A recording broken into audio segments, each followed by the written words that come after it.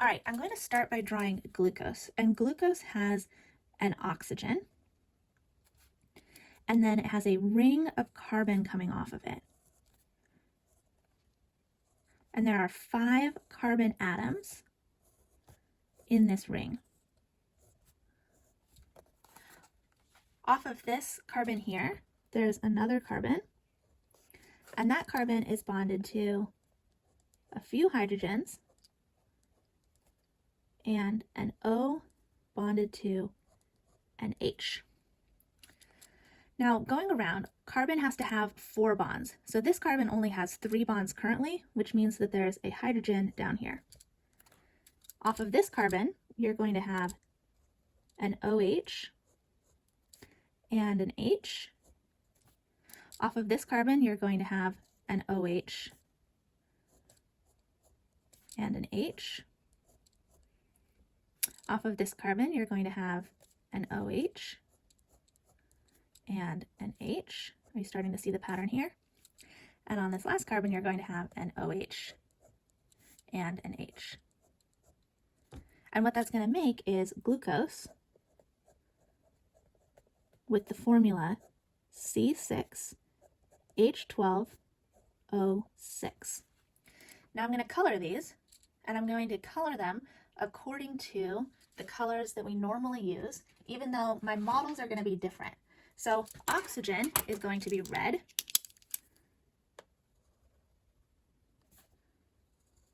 All of my oxygens are going to be red. Normally I would do this with colored pencils, so if you have colored pencils, feel free to break them out. But I don't have my colored pencils, which is a real shame. All right, carbon, as we know, is black.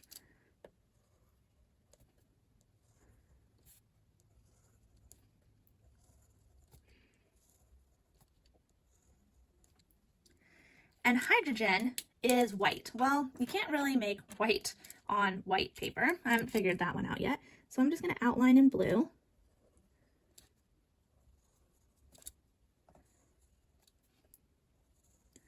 And then for those of you that might be thinking like honors chemistry, that sort of thing, I'm going to add one more thing to my diagram for you guys, because it turns out that oxygen, in addition to having these 2 bonds, it also has 2 pairs of electrons that are just hanging out. And that makes it so that it fills what we call the octet rule, which is definitely something you'll learn about in chemistry, and you might have already heard about in another class.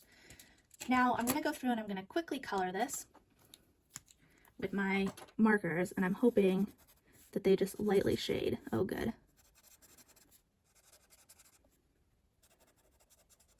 So based on this, I can see that I have 6 carbon.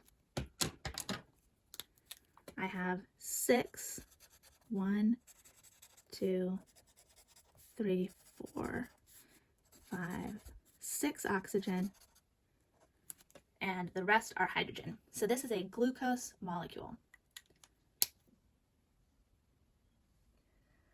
So what I have here is I have 1 molecule of glucose.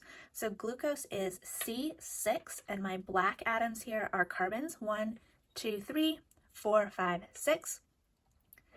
H12, hydrogens are white, 1, 2, 3, 4, 5, 6, 7, 8, 9, 10, 11, 12. And then O6, 1, 2, 3, 4, 5, 6. Please notice that in this model, blue is oxygen. I know that's stupid, oxygen should be red, but in this model, oxygen is blue. All of the atoms have the correct number of bonds.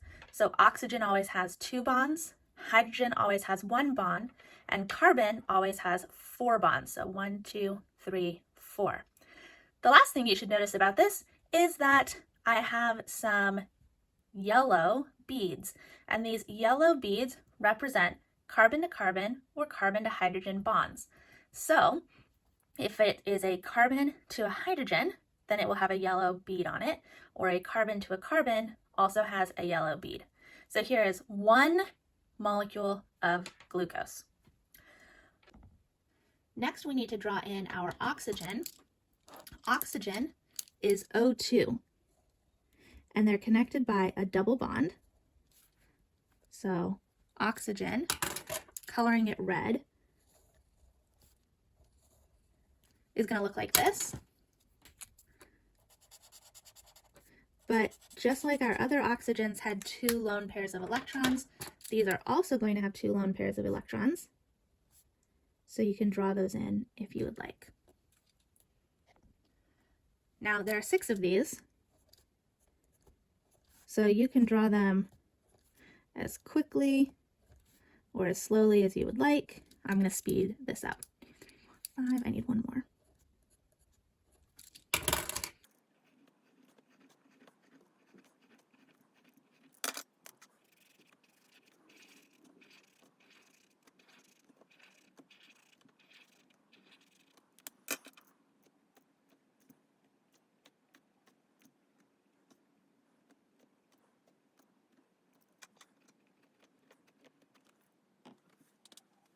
I also have 6 molecules of oxygen.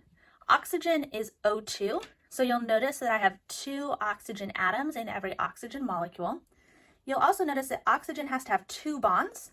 So because of that, I have these double bonded. Each oxygen has 2 bonds. This oxygen also has 2 bonds. They share bonds.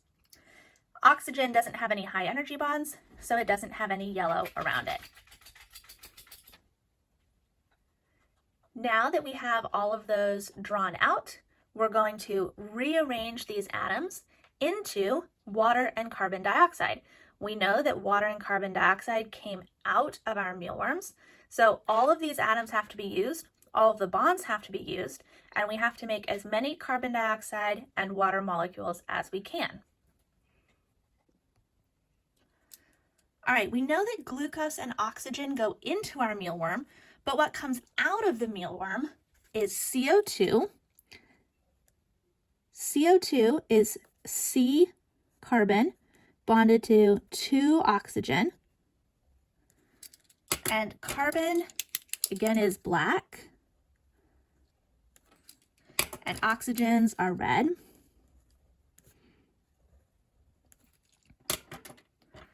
Color these.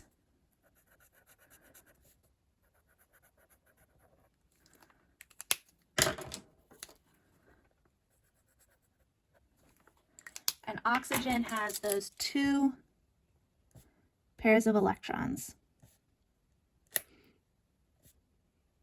So this is a carbon dioxide molecule, and I know that I'm going to have to make carbon dioxide and I'm going to have to make water. Water is H2O,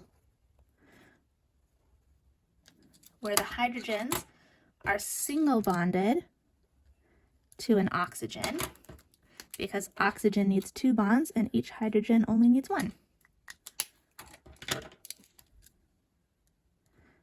So what I'm going to do is I'm going to take all of these carbons and turn them into carbon dioxide, and I'm going to turn my oxygens and my hydrogens into water, and we'll see how this goes.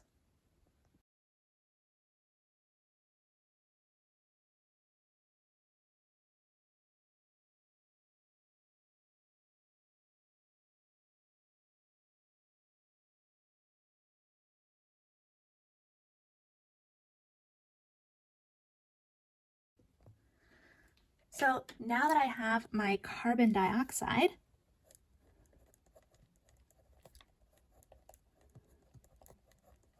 which is CO2, I'm now going to finish drawing my water. But you'll notice that there are 6 carbons here and there are 6 carbons here. So how many water can I make out of the remaining oxygen and hydrogen?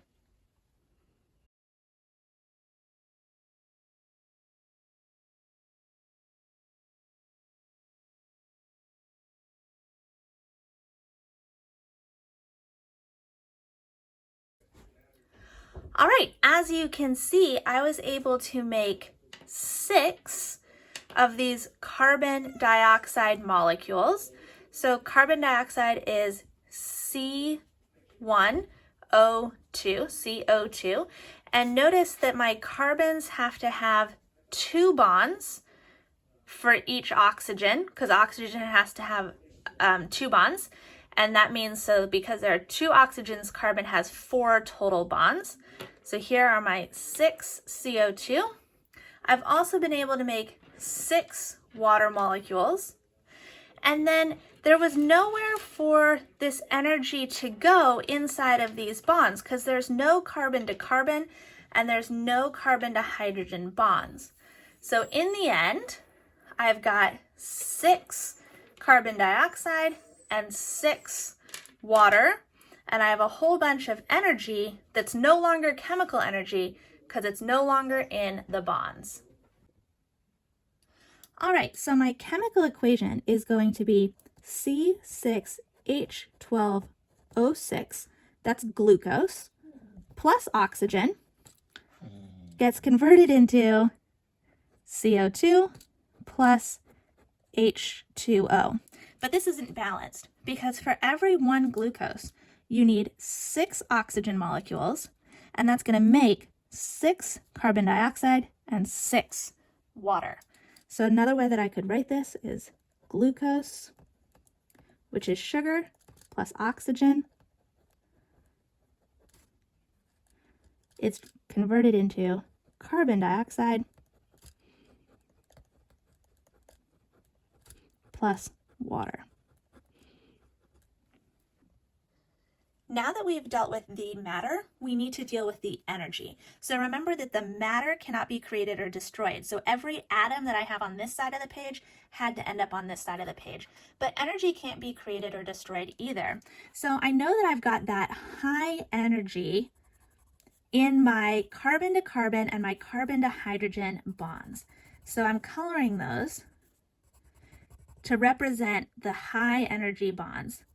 And those were the yellow beads that I also had. So notice that there are a whole bunch of these high energy carbon to carbon and carbon to hydrogen bonds. All right, I think I got all of them. Well, glucose has those high energy carbon to carbon and carbon to hydrogen bonds because it's an organic molecule. But carbon dioxide and water, they don't.